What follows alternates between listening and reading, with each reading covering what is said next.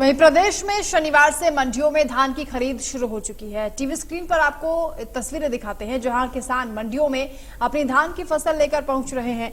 किसान 20,000 क्विंटल फसल लेकर मंडी में पहुंचे।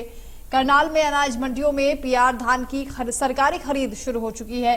किसान बड़ी संख्या में अपनी फसल लेकर मंडियों में पहुंच रहे हैं। कुरुक्षेत्र की अनाज मंडी की भी तस्वीरें आपको दिखा रहे हैं जहां किसानों की धान की फसल बेचने के लिए वो पहुंचे हुए हैं। थानेसर अनाज मंडी में भी चारों तरफ धान की ढेरियां आपको नजर आएंगी। किसान ट्रैक्टर ट्रॉलियों में धान बेचने के लिए ला रहे हैं। अंबाला में धान खरीद को लेकर किसानों के लिए खास इंतजाम भी किए गए हैं। वहीं किसान मंडी प्रशासन के इंतजामों से बेहद खुश भी दिखाई दे रहे हैं। बता दें कि मंडियों में यह खरीद 18 नवंबर तक चलेगी। तो तस्वीरें आप देखिए, कैथल, करनाल, कुरुक्षेत्र, अंबाला की ये तस्वीरें हैं।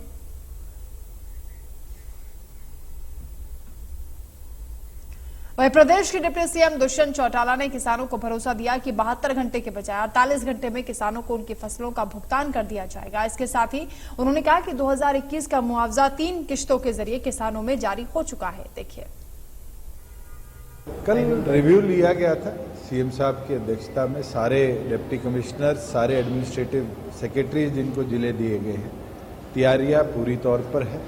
मंडियों के अंदर चाहे बारदाना हो और फैसिलिटीज हो, वो पूरी पहुंचाई गई है।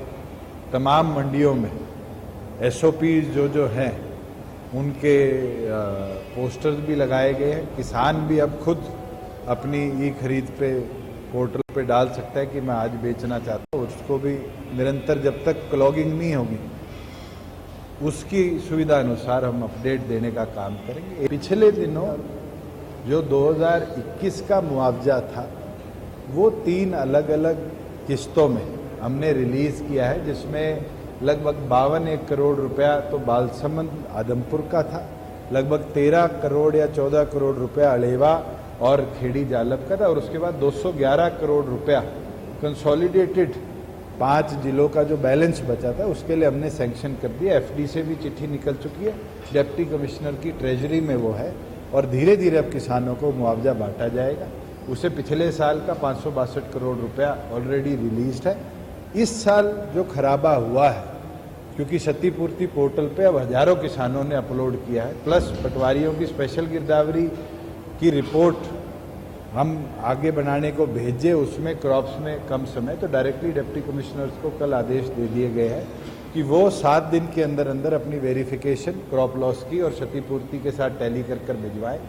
प्लस जो जनरल गिरदावरी की रिपोर्ट आएगी उस अनुसार, क्योंकि डेफिसिट रेनफॉल भी कई जिलों में रहा है और 3 दिनों के अंदर एक्स्ट्रा रेनफॉल हुआ है, तो इस कैलकुलेशन को देखते हुए जैसे रिपोर्ट आएगी उसका मुआवजा भी किसान। एक चीज है, पिछली बार हम आई फॉर्म की जनरेशन के बाद किसान को पेमेंट देते थे। गवर्नमेंट ऑफ इंडिया ने भी इसके वो रिव्यू लिया है और मुझे खुशी है कि अब किसान को आई फॉर्म का इंतजार करने की जरूरत नहीं। जैसे ही मंडी से उसका अनाज एग्जिट पास के माध्यम से मिल्स की तरफ जाएगा, साथ ही साथ उसका पैसा ट्रांसफर करने की फैसिलिटी हम बनाएंगे।